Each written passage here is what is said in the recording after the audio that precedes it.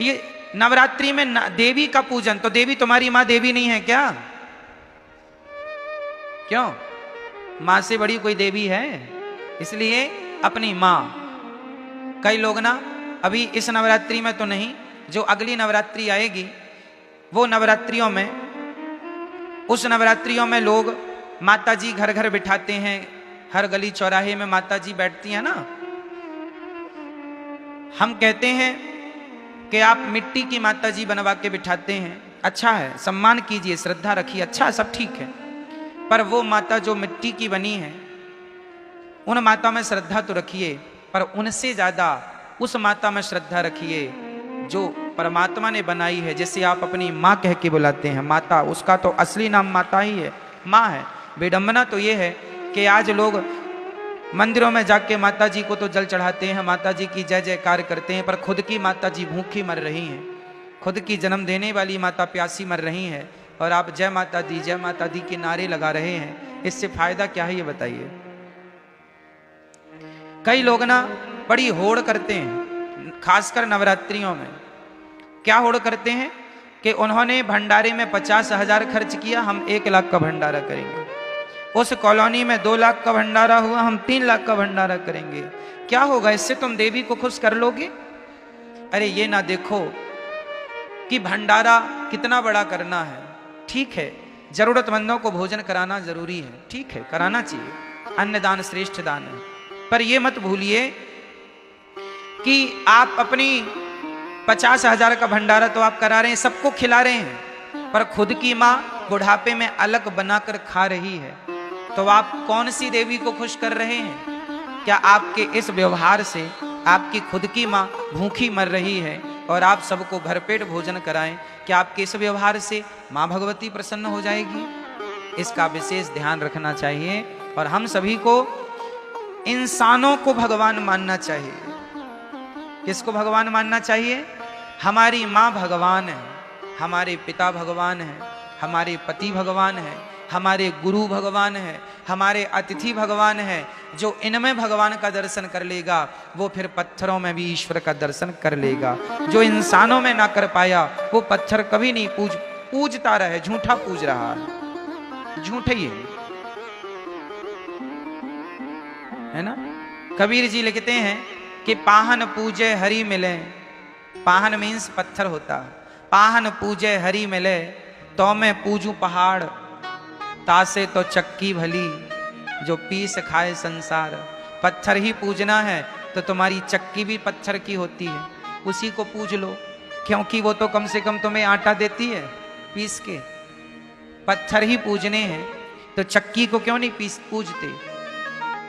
तो पत्थर पूजने की बातें नहीं है हमारे सनातन धर्म में। हमारे यहां मंदिर बाद में बने हैं।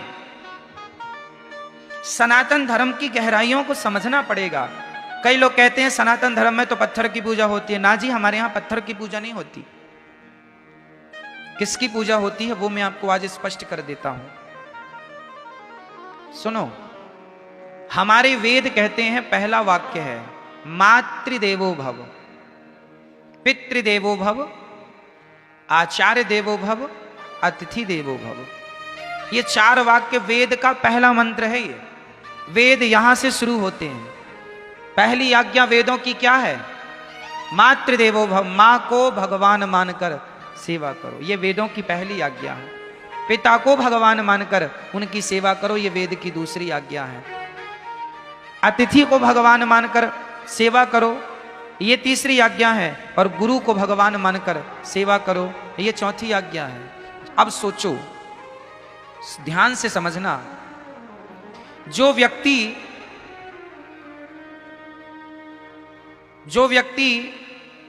पहाड़े में काखा गाघा को समझ लेगा, भाई अखबार में भी काखा गाघा ही लिखा है, पर अखबार के काखा गाघा को समझने के लिए पहले आपको कौन सा काखा गाघा पढ़ना पड़ेगा? स्कूल में जाकर, स्कूल में हमें बुक मिलती है, उसमें जो काखा गाघा लिखा है उसको पहले मास्टर जी समझाते हैं। जब आप स्कूल जाके काखा गाघा समझ लेंगे तो फिर अखबार का काखा गाघा समझ में आ जाएगा। यदि स्कूल में काखा गाघा समझ नहीं पाए तो अखबार आप पढ़ नहीं पाएंगे। अखबार पढ़ने के पहले आपको स्कूल जाके पढ़ना पड़ेगा। जो स्कूल ना जा पाए, जो नहीं पढ़ पाए, वो आज भी अखबार नहीं पढ़ पाते। क्यों जी? सत्य है। अखबार पढ़ने के पहले क्या पढ़ना पड़ेगा? स्कूल में जाके आपको अपनी शिक्षा पूरी करनी पड़ेगी, तब कहीं जाकर हिंदी का बोध होगा, तब हिंदी का अखबार पढ़ पाएंगे। इंग्लिश का बोध होगा, इंग्लिश का अखबार पढ़ पाएंगे। उर्दू का बोध होगा, उर्दू का अखबार पढ़ पाएंगे। अखबार पढ़ने के पहले कुल मिला के आपको पहले स्कूल जाना पड़ेगा। क्या ये बात सत्य है? बोलो हाँ या ना। उसी तरह जैसे स्कूल में काखा गाघा समझ लिया एक बार, उसके बाद दुनिया में कहीं काखा गाघा लिखा हो हम तुरंत समझ लेंगे।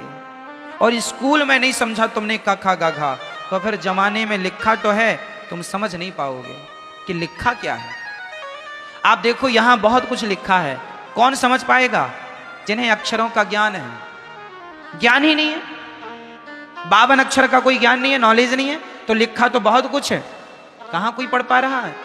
उसी प्रकार जैसे अखबार पढ़ने के पहले हमें स्कूल जाकर पढ़ना पड़ता है, उसी प्रकार पत्थर में भगवान है, पर पत्थर के भगवान को देखने के पहले अपनी माता के अंदर भगवान को देखना पड़ेगा, पहले अपने पिता के अंदर भगवान को देखना पड़ेगा। जो माता में भगवान को देख सकता है, जो पिता में भगवान को देख सकता है, जो गुरु और अतिथि में ईश्वर को देख सकता है, वही पत्थर में भी भगवान को देख सकता है। जो माँ में भगवान को ना देख पाया, उसे पत्थर पत्थर ही दिखेगा, तुम कितना भी पूजा करो।